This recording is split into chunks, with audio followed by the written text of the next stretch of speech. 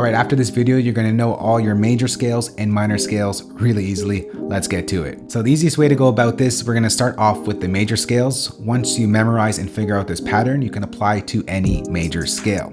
So we're gonna start off with looking at the C major scale because it's the easiest one to figure out. It's all of the white keys. So I'm gonna go ahead and first draw those out. I'm just gonna place a note on every single white key here. Right? And that's our C major scale right there. So if we take a look at the intervals or the steps between each note, that is the pattern that you got to memorize, and then you got every major scale figured out. It's really easy. All right, so we start off at our root note over here, and then we go up 2 steps, which is a tone or a whole step, whichever you say in your region. Some people say tone, some people say whole step. I like to say tone.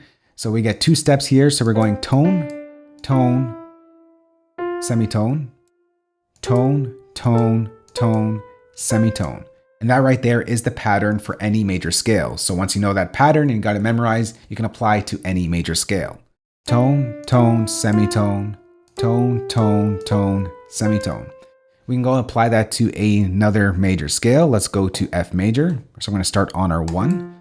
I'm actually going to bring up my notes here so you see the pattern right over here.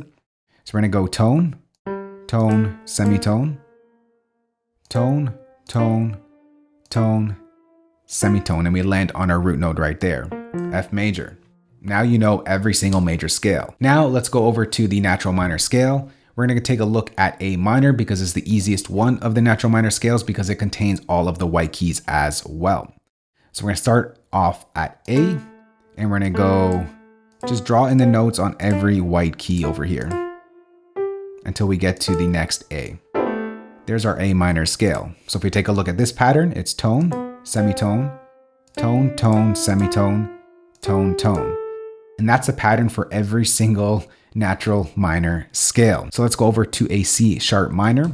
We'll start on a C sharp over here. We're gonna go tone, semitone, tone, tone, semitone, tone, tone, semitone, tone, tone. And that right there is your C sharp minor scale. If you want to check yourself and you're using Logic, you can select all of your notes, select C sharp natural minor, and there's all the notes that we put in right there.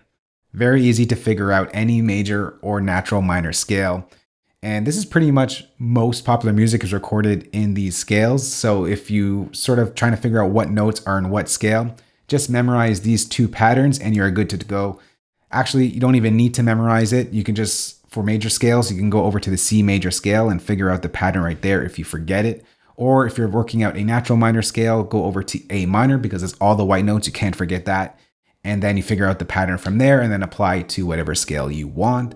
Also, some producers actually only produce in certain scales. So you can, if you're working in a major scale, you can produce it in a C major scale and then transpose it up or down to another major scale.